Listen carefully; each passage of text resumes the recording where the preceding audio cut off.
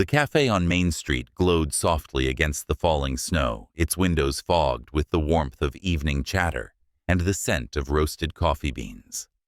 The kind of place where time felt slower, too slow for Owen Hale, who glanced at his watch for the fifth time. 6:43 p.m. He had no idea why he'd agreed to this. His sister had begged him for weeks, just one blind date, Owen. You need to talk to someone who isn't wearing a suit or signing a contract. He'd said yes, only to silence her nagging. He wasn't built for small talk. Not anymore. The billionaire tech CEO, who'd once slept on the floor of his failed startup, was now the face of innovation, the man Fortune called the mind that redefined modern AI. But here, under the amber lights of this sleepy Vermont cafe, none of that mattered. He looked absurdly out of place. Crisp navy suit, black coat, draped neatly on the chair beside him, his phone face down on the table, as if to prove he was trying. 15 minutes, he promised himself. 15 minutes, and he could walk away. The bell above the door chimed. A gust of cold air swept through the room, and then he heard her voice, soft, unhurried. Owen Hale. He turned. She stood by the door, brushing a few snowflakes from her dark curls. Her coat was second-hand but clean, her scarf a faded rose color that made her brown skin glow in the lamplight. There was nothing polished or staged about her, no pretension, no artifice, just presence. "I'm Amara," she said, a hint of breathlessness in her tone.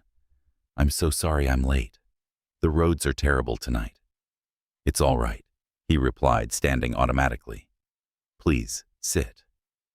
When she smiled, small, nervous, genuine, something in him loosened just a little. They ordered coffee for him, chamomile tea for her.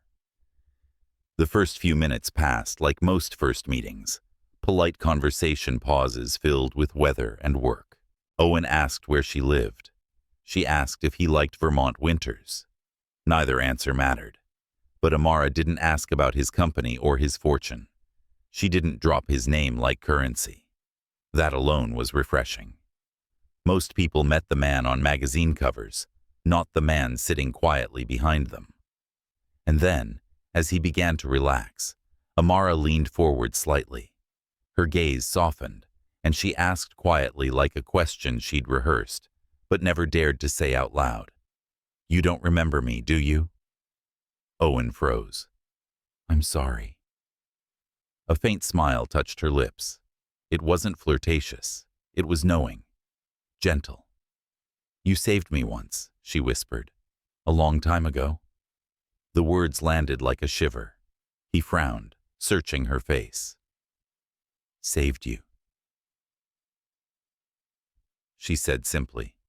"When I was just a hungry kid, hiding behind the library shelves." The sound of clinking glasses and distant laughter blurred into nothing. Owen blinked his mind, flicking through years he'd buried: boarding schools, relocations, his mother's illness.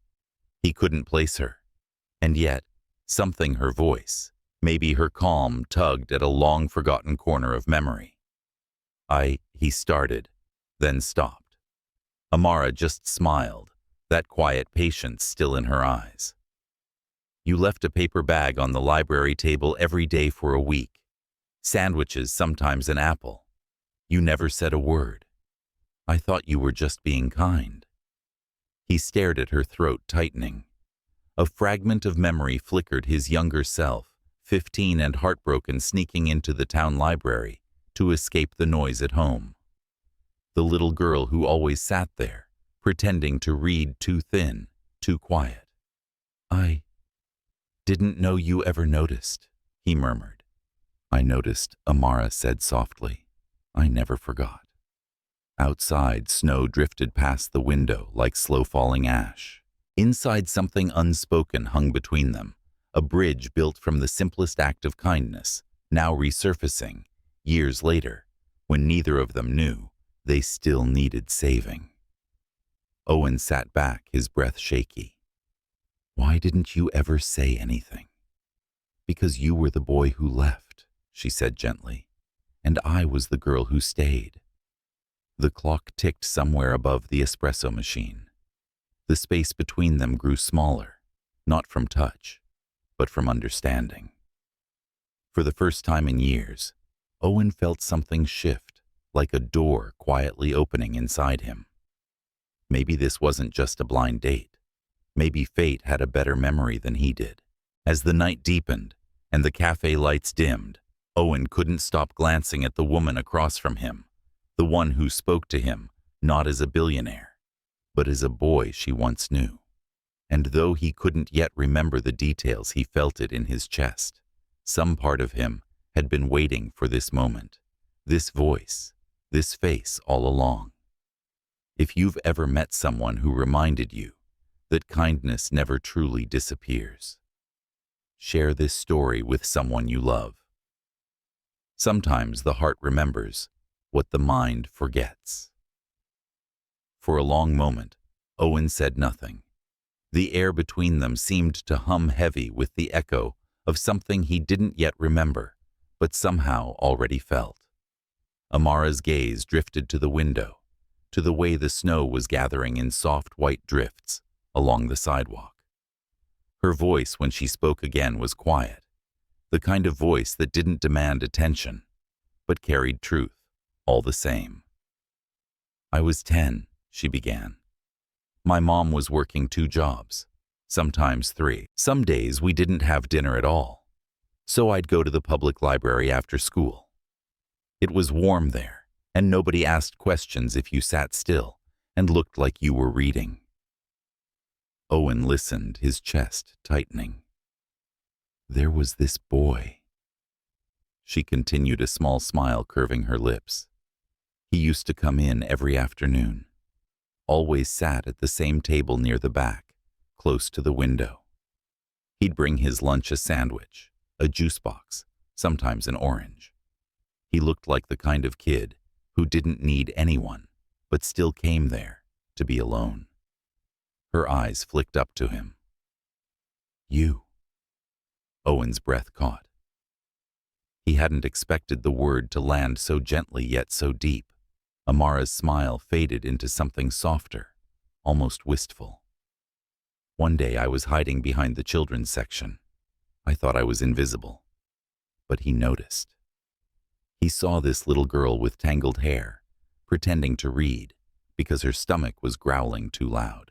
And then, she exhaled. He left his lunch on the table and walked away.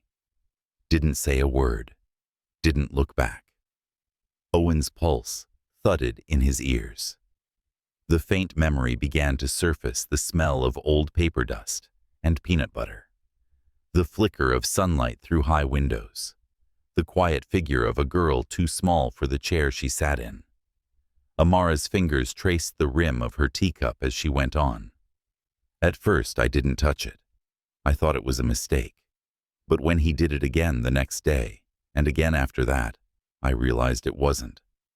Her eyes glistened under the golden cafe light. It wasn't pity. It was kindness.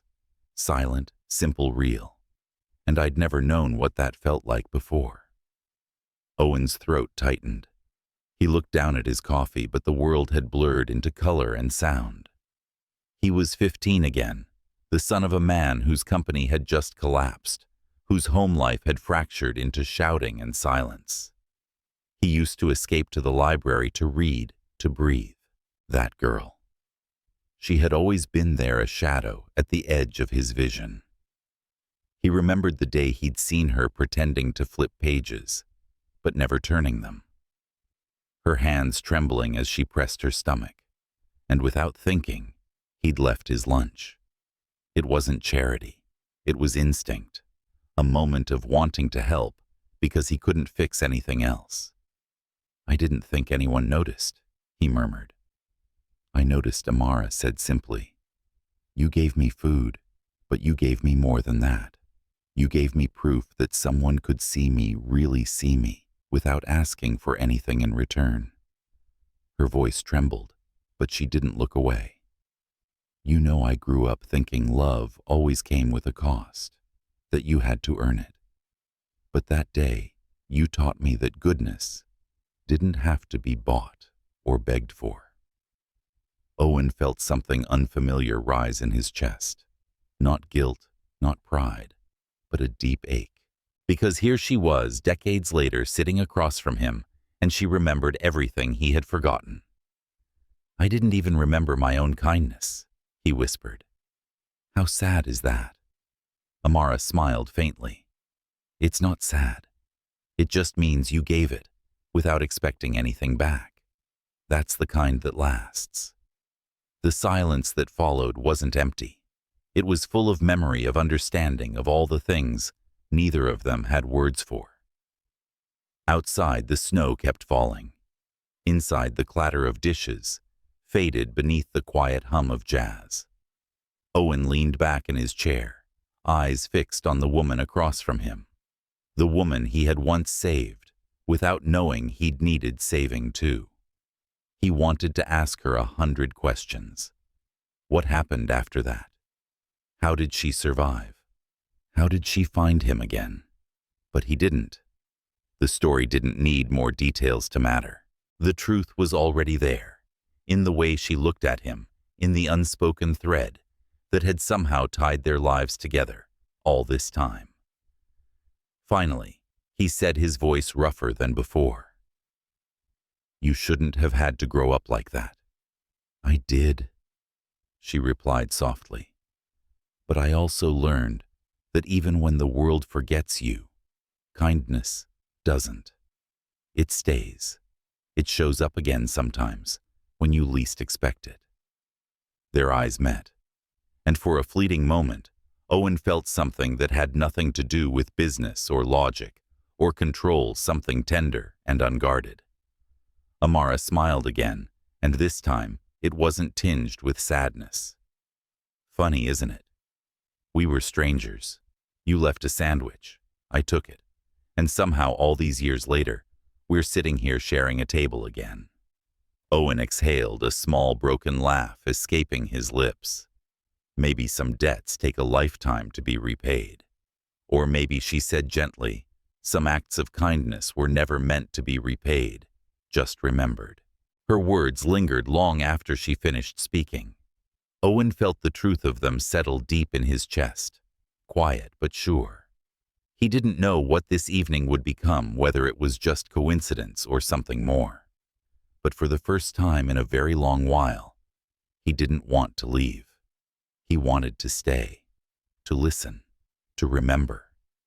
And as the night deepened, the snow outside turning the town into a soft blur of white and gold, Owen realized that Amara Brooks wasn't just another date.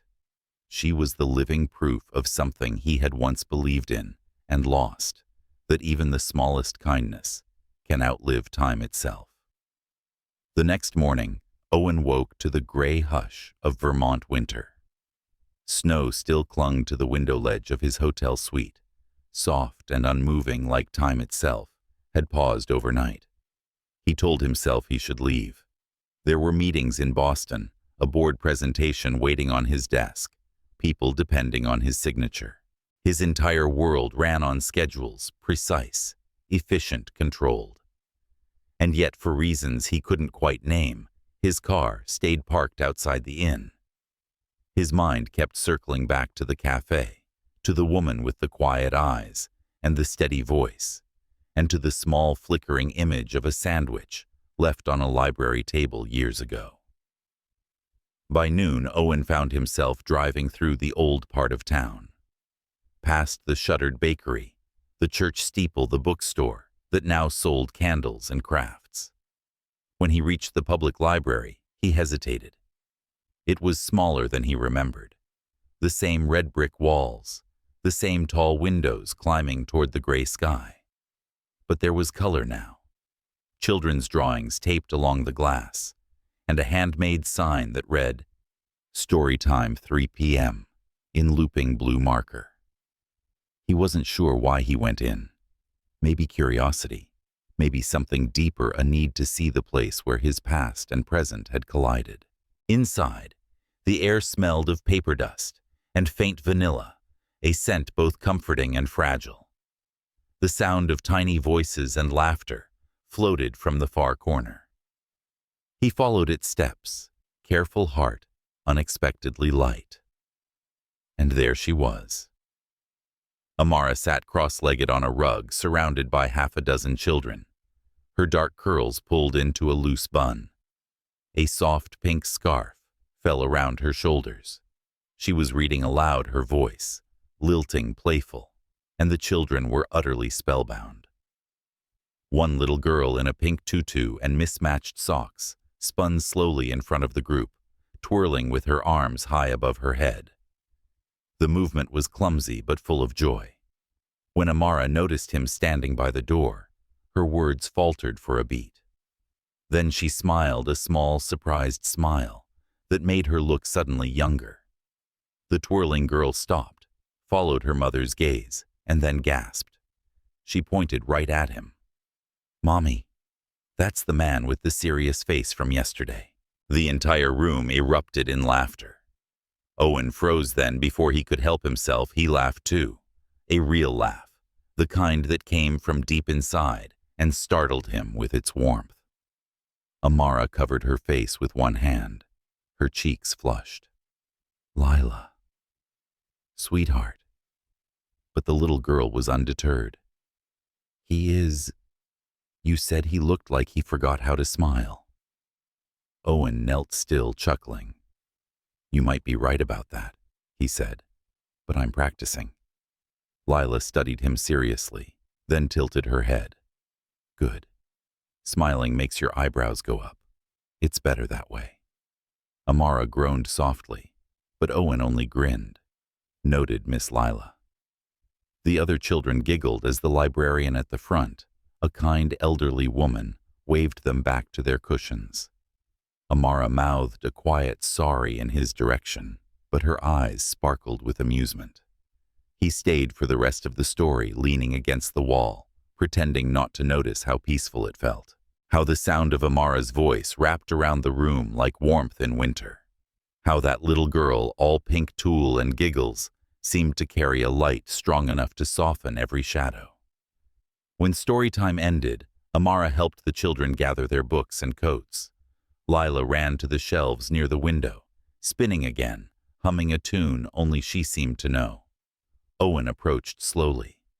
"She's something," he said quietly. Amara turned, smiling with both pride and exhaustion. "She's everything. And she never stops moving. She's 4. Going on 24, Amara said with a soft laugh. She loves ballet. Keeps saying she's going to dance on a big stage one day. I can't even afford proper lessons right now, but she doesn't care. She just dances." Owen followed her gaze to where Lila was now balancing on one foot, arms lifted, eyes shining. There was something in that little girl's joy that pierced him, an innocence he didn't realize he missed. "You're doing an incredible job," he said. Amara blinked, caught off guard. "I don't know about that. Some days it feels like I'm just trying not to fall apart. Then maybe that's what strength looks like," he replied. For a heartbeat, neither of them spoke. Then Amara smiled, small, uncertain, but real. When she turned to help another child, Owen slipped quietly out of the children's section. But before he left, Lila's voice called after him. "Bye, serious face." He stopped, turned, and lifted a hand in mock salute. "Goodbye, little dancer." Her giggle followed him all the way to the door. Outside, snow was still falling, light, playful, the kind that clung to your coat but melted on your skin. He looked back through the window once before walking away. Amara stood with Lila in her arms, the two of them laughing over something he couldn't hear. The sight did something to him, a quiet, unfamiliar ache that wasn't quite sadness and wasn't quite joy. As he walked to his car, Owen realized that what had started as curiosity was slowly becoming something else. He wasn't thinking about the next meeting or the next acquisition. He was thinking about a little girl in pink ballet shoes and a woman with kind eyes who somehow made the world feel less cold. And for the first time in years, Owen Hale didn't feel like a man, defined by what he built or what he owned. He just felt human. And that he thought, as snowflakes dissolved against his sleeve, might be the rarest feeling of all. It was late afternoon when Owen found himself once again in front of the small white house on Maple Street. He hadn't planned to come. He'd only meant to return a picture book Lila had forgotten at the library, Dancing Dinosaurs, the one she'd proudly shown him, before running off to twirl between the shelves. But now, standing at the edge of the porch holding the brightly colored book in one hand and a paper bag of pastries in the other, he hesitated. The house looked tired in the fading light, paint peeling along the window frames, a sagging gutter held by faith and rust. And yet it felt alive. The faint laughter of a child drifted through an open window, mingled with the smell of cinnamon and crayons. Amara opened the door, surprise flickering across her face, before softening into a smile. "Mr. Serious Face again," she teased lightly. "You didn't have to bring that all the way here. Couldn't risk facing your little ballerina without it," he said, holding out the book. Amara chuckled and stepped aside. "Come in then. She's at the neighbors, something about baking cookies and making a mess of their kitchen." The living room was small, but full of warmth. There were framed scribbles of hearts and stick figures on the walls, and a faint hum of jazz playing from a radio near the window. Owen followed her, in setting the book on the coffee table. "Your home is—" He searched for the right word. "Old," she offered with a grin. "Lived in," he countered. "Comfortable." Amara smiled at that, the kind of smile that came from someone used to surviving on very little, but making it enough. Owen's gaze wandered, drawn to the little details: the tiny ballet slippers by the door, the vase of wildflowers on the counter, the stack of unopened mail on the dining table. And then he saw it. A pale yellow envelope half buried beneath a pile of bills. The bold black letters, impossible to miss. Final notice. Foreclosure warning. He hadn't meant to look, but the words caught his breath all the same. Amara followed his eyes, and in an instant her expression changed. She crossed the room swiftly, snatched up the envelope and pressed it to her chest. "It's nothing," she said quickly, her voice tight. "Just a delay in payments." Owen hesitated, careful. "Amara, I'll fix it," she interrupted, forcing a small laugh that didn't reach her eyes. "It's not the first time things have been hard. I always manage." He took a slow step closer. "You don't have to manage everything alone." Her shoulders stiffened. "I've been managing alone for 4 years," she said quietly. "I can keep doing it."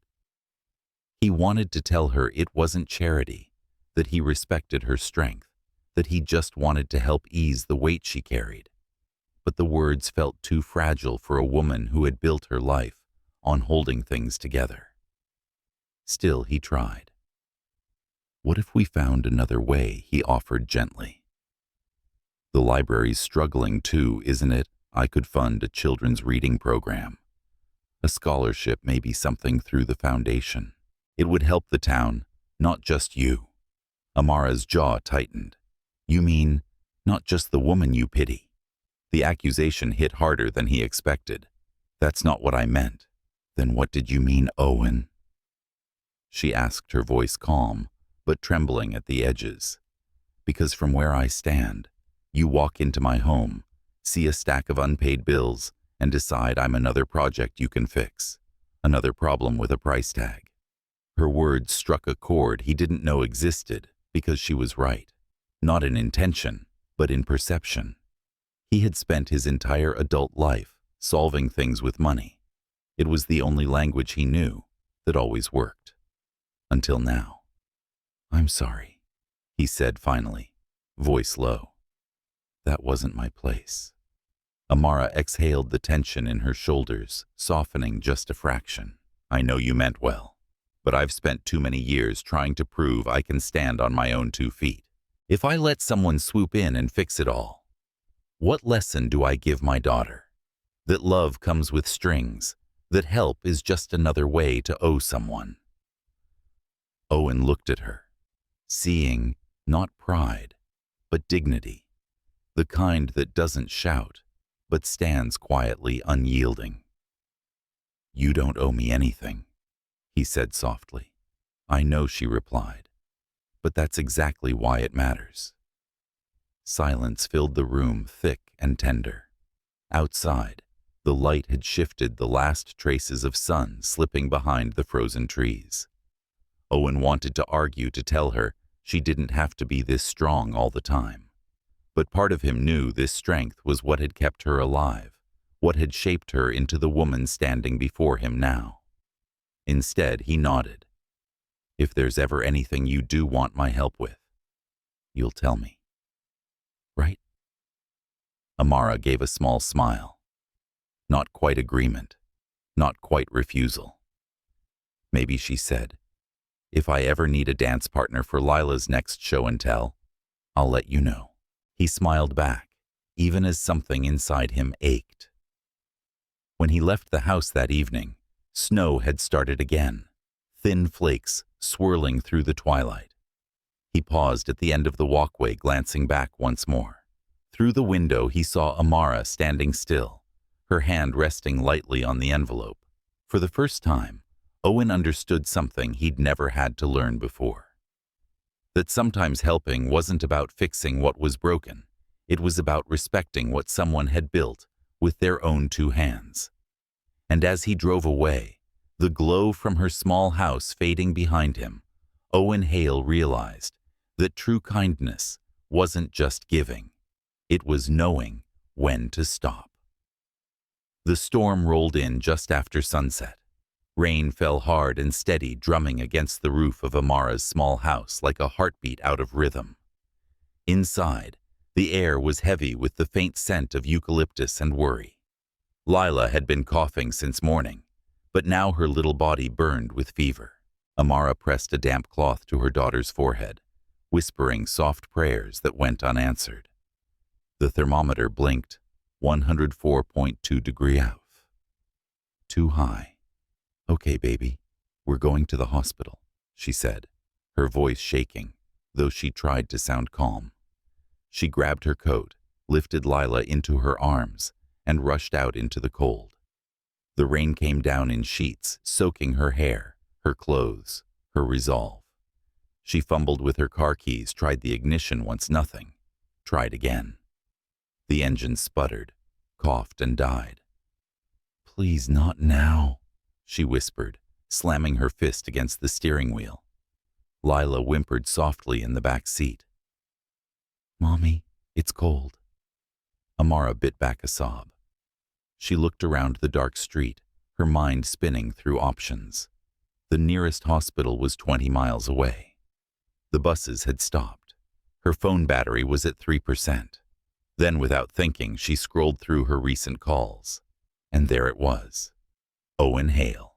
She hesitated only for a second before pressing call. He answered on the second ring, his voice rough from sleep, but alert.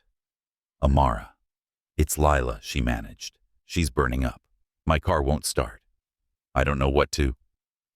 "I'm on my way," he said, before she could finish. No hesitation, no questions, just those 4 words. 2 hours later, headlights cut through the rain at the end of Maple Street. Owen stepped out of his SUV, coat-soaked hair plastered to his forehead.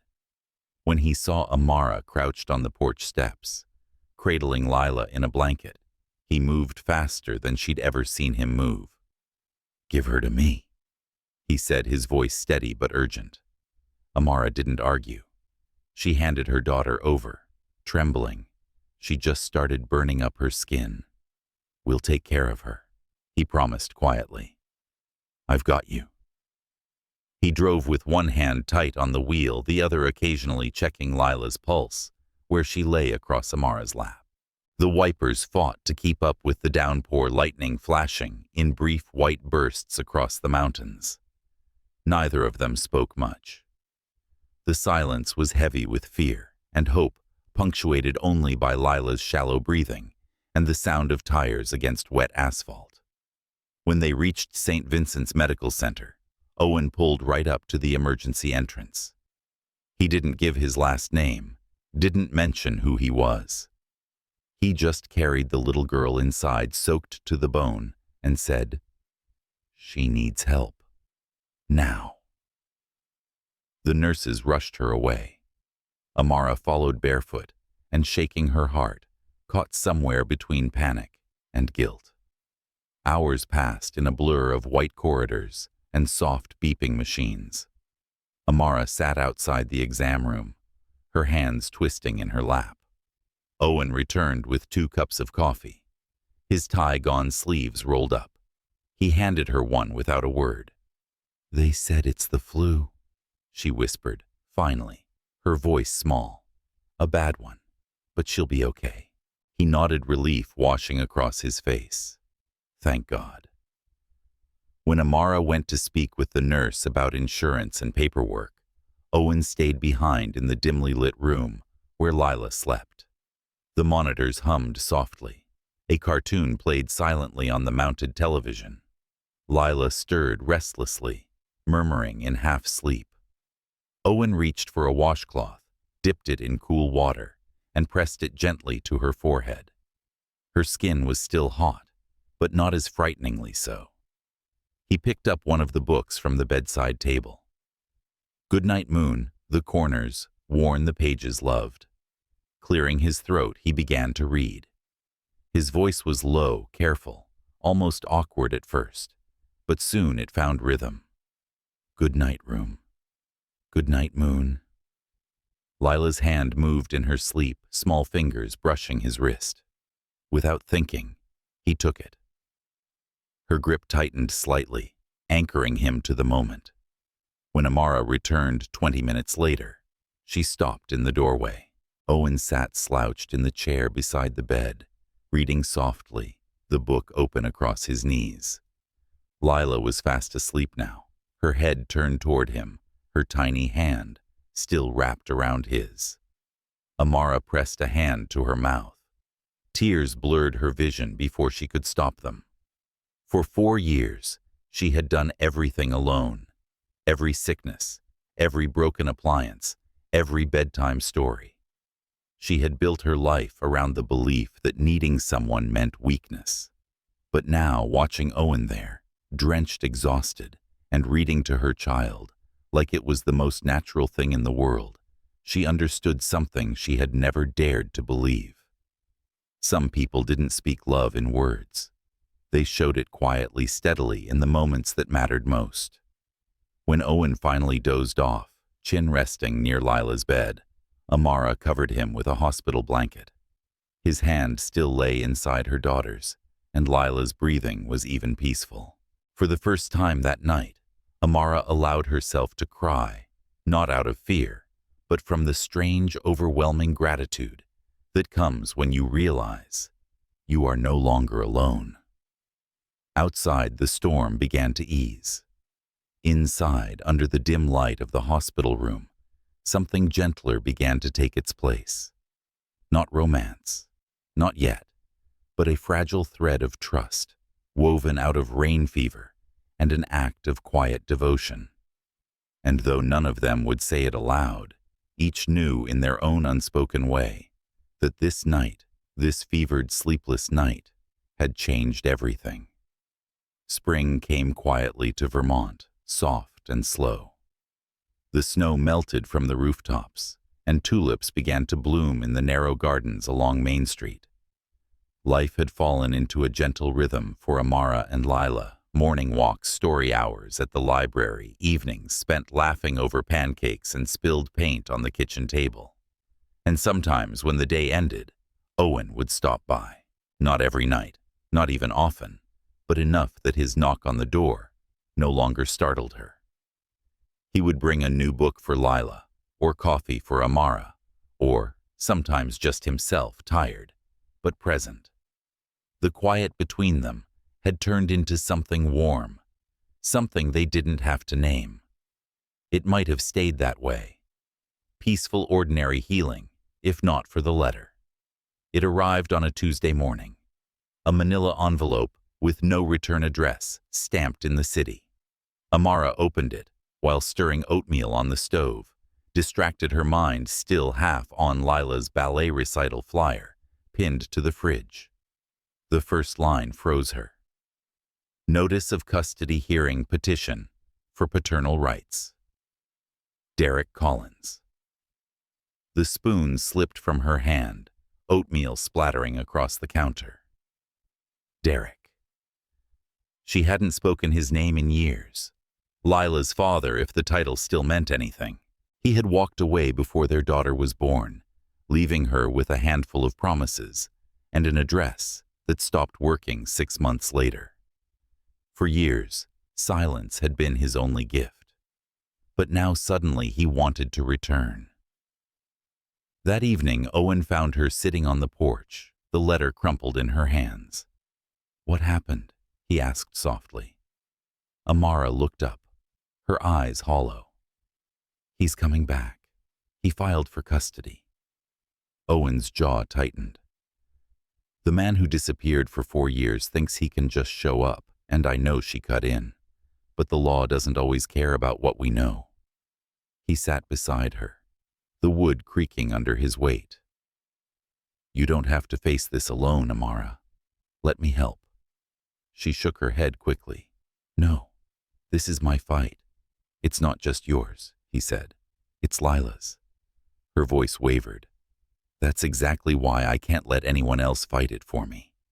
She needs to see that her mother stood up, that we didn't need saving." The words stung, though not from pride. Owen saw the steel in her eyes, the same quiet fire that had once drawn him in. He wanted to argue, to tell her that protecting her wasn't pity, but something in her expression told him not to. So he said only, "Then let me help the way you'll let me." She didn't answer. But later that night, when she was asleep, Owen made a call. "Handle it quietly," he told his attorney. "She can't know it's from me. The only rule, no attention, no trace. Just make sure that little girl stays where she belongs." The days that followed were a blur of paperwork and tension. Derek appeared in town, dressed in a borrowed suit, his smile slick, his eyes sharp with opportunism.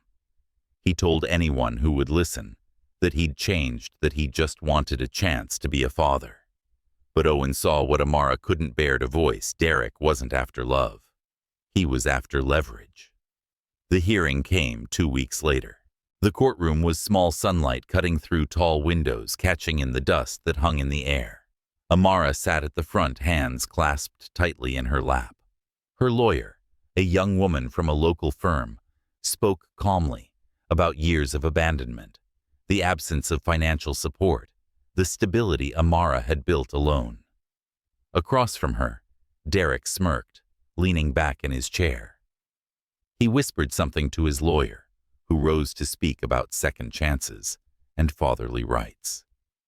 Owen sat in the last row, silent. No one in the room knew he was there, not even Amara. He wore no suit today, only a simple coat, trying to disappear among the handful of locals who had come to observe. When the judge began to read through the submitted files, her tone shifted. "There's an additional document in the record," she said, adjusting her glasses. "An unsigned letter submitted with the financial disclosures." She unfolded the page. "It concerns the child, Lila Collins." The room grew still.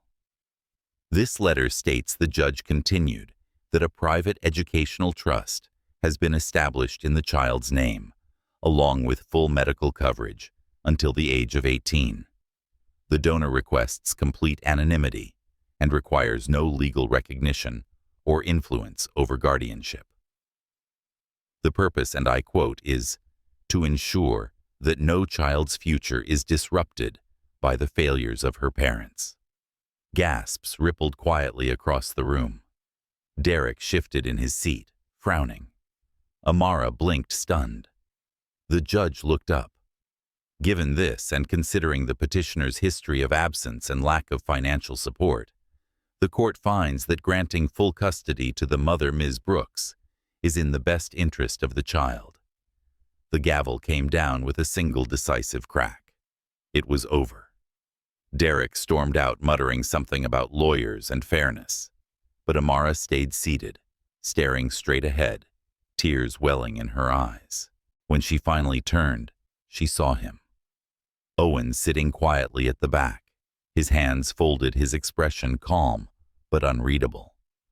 For a moment, they just looked at each other. He gave a small nod, nothing more. But she understood. He hadn't promised to stay out of her life. He'd promised to let her fight and to protect her without asking for thanks. Later, outside the courthouse, Amara stepped into the crisp spring air, the sun low over the hills. She saw him waiting near the sidewalk, his coat collar turned up against the breeze. "I told you not to get involved," she said softly. "You told me not to fight for you," he replied. "So I didn't. I fought for her." Her eyes glistened. "You didn't have to. I know," he said. "That's why it mattered." Amara swallowed hard, the weight of gratitude and pride mingling in her chest. 15 years ago, you left a sandwich for a hungry little girl. Today, you gave her a future, and you still won't put your name on it. Owen smiled, faintly. "Some things are better quiet." She looked at him for a long moment, this man who had once saved her with nothing but kindness, and who now did it again without needing to be seen. And as the wind stirred around them, carrying the faint sound of laughter from the courthouse steps, Amara realized that love didn't always come wrapped in grand gestures or words. Sometimes it came dressed as silence, steady, unspoken, and endlessly true. The next evening the rain returned soft, this time a fine drizzle that blurred the streetlights and made the world shimmer faintly under its touch. Owen sat in his office above the café on Main Street, the same café where all of this had begun. The room was quiet except for the ticking of the old clock on the wall and the low hum of traffic below. He'd stayed late reviewing reports. He wasn't really reading, half listening to the sound of rain against the windows. His thoughts drifted, as they often did now, not to boardrooms or markets, but to a woman and a child who had somehow made his life feel wider, softer. He didn't expect to see either of them that night. He told himself he was fine with that. But when the knock came, gentle, hesitant, his heart still caught. Amara stood in the doorway, hair damp from the rain, her coat too thin for the chill. For a moment, neither spoke. Then she said simply, "I needed to see you." Owen rose slowly from his desk. "You shouldn't be out in this weather." She smiled faintly. "You shouldn't have hired a lawyer." He froze, unsure whether to deny it or pretend surprise. But the softness in her voice told him she already knew. She stepped further into the room, closing the door behind her. "You didn't sign your name," she said quietly. "But I knew." "The court didn't. Derek didn't. But I did." He met her gaze. "You didn't need to know. I needed to understand," she corrected. "Why?" He hesitated, his eyes falling to the floor. "Because I couldn't stand by and watch her lose the only home she's ever known. Because I could do something, and not doing it would have felt wrong." Amara took a slow breath. "You didn't have to risk anything for us." Owen's lips curved in a small, wistful smile. "Maybe not. But the boy I used to be, the one who left those sandwiches, he wouldn't have done anything different." For a long time, Amara said nothing. The rain pattered softly against the glass, and the air between them filled with memories neither had spoken aloud. Finally, she whispered, You always remember the parts of yourself that matter most, don't you? He looked at her, then really looked, and saw not the woman he'd met at a café, but the girl who had once sat in silence pretending to read, to hide her hunger. She was still there somewhere behind the grace and strength she carried now, and he realized something. It wasn't just her he had saved back then. She had saved him too. I didn't help you because I pity you, Amara, he said softly. I helped because you remind me what kindness looks like when it comes back home. Her eyes glistened. And what does that mean now? He took a step closer. It means the past doesn't have to be something we regret. It can be something we finish together. The word hung in the air, fragile, but honest. Amara's breath caught. She had spent years building walls out of pride, fear, necessity, but somehow this man with his quiet voice and tired eyes had walked right through them without breaking a thing. I spent so long believing love meant debt, she said, that every gift had a cost, every kindness a price. But you give without asking. Owen shook his head gently. Not without asking. I do ask for something. She blinked. What? He smiled faintly. For you to let me stay. It wasn't a grand declaration. No promises of forever, no desperate plea. Just a simple truth, and it was enough. Amara stepped closer until she could see the faint crease between his brows, the rain still clinging to his lashes. You already did, she whispered. He reached for her hand, hesitant at first, as if afraid the moment might vanish if he moved too quickly. But when their fingers intertwined, the tension melted. The world outside seemed to slow, the rain softening to a hush, the clock ticking steady as a heartbeat. They stood there in the quiet, two people who had walked different roads, but somehow arrived at the same place, weary, changed, and finally seen. There was no need for gratitude now, no balance of giving and receiving, just understanding that what began as an act of kindness had become something deeper, something that neither owed nor explained. After a while, Amara pulled back slightly, her voice no louder than a whisper. Lila asked if you're coming to her dance recital next week. Owen smiled. Would I dare say no? She says you have to sit in the front row. Apparently you're her practice audience. He chuckled softly. I'll be there. When Amara turned to leave, he walked her to the door. She paused, her hand resting on the frame. Owen, she said, looking back at him, thank you for remembering. He met her eyes, his voice low. I never forgot.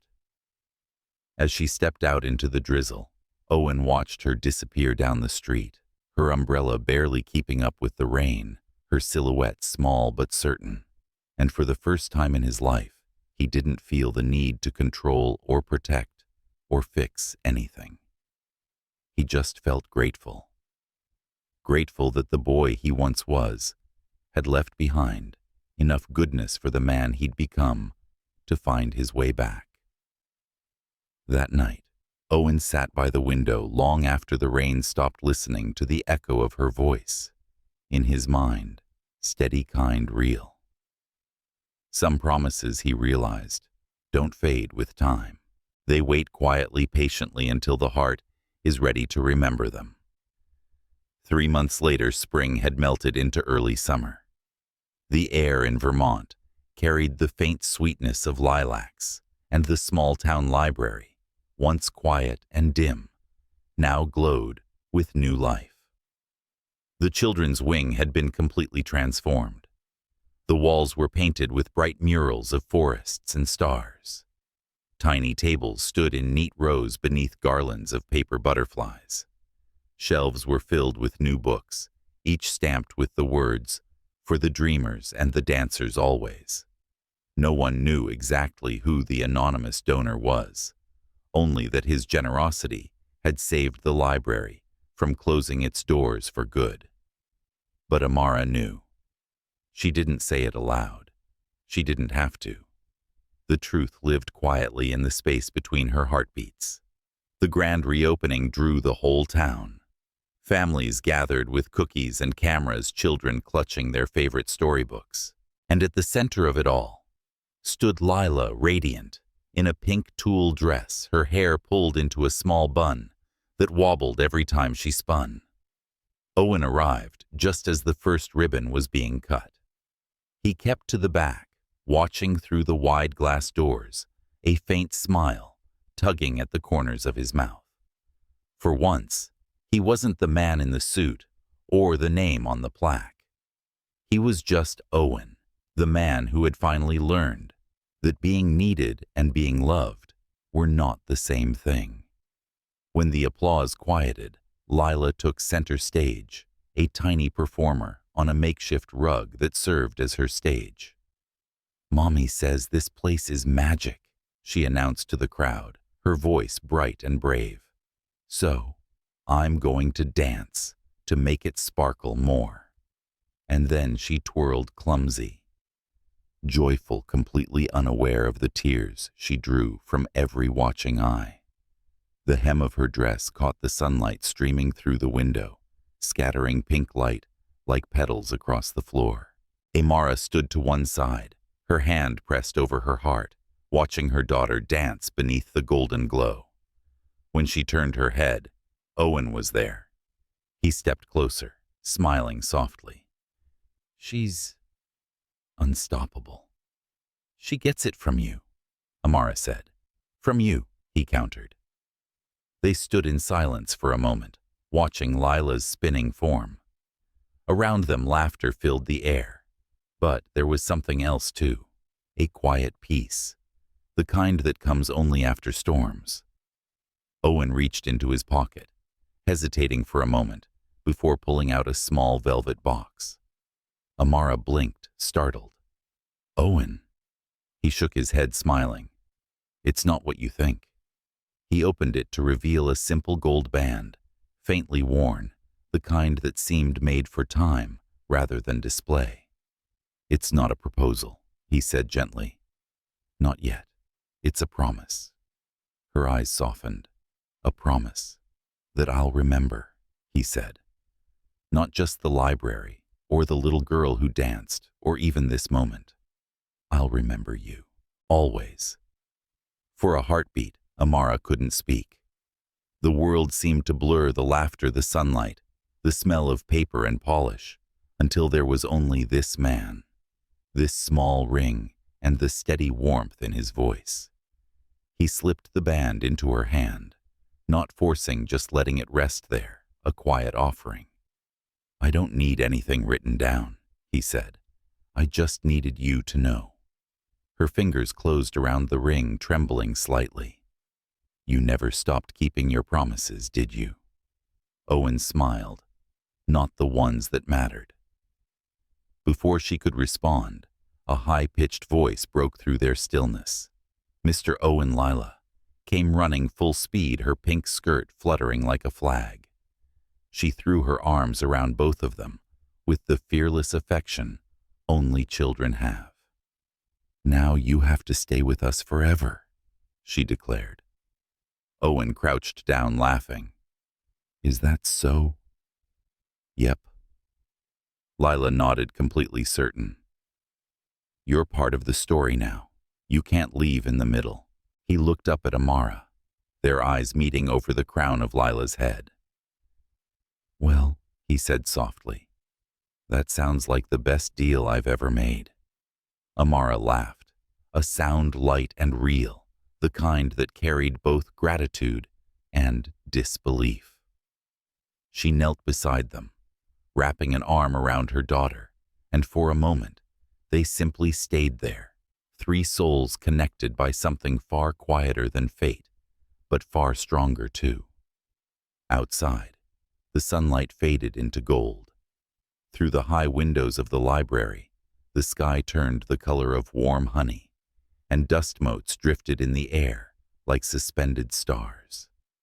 Owen looked around the room at the shelves, the laughter, the small fingerprints on glass, the life that had blossomed in a place once forgotten, and he realized he wasn't standing inside a library anymore. He was standing inside the proof that kindness could build a home. Amara reached for his hand.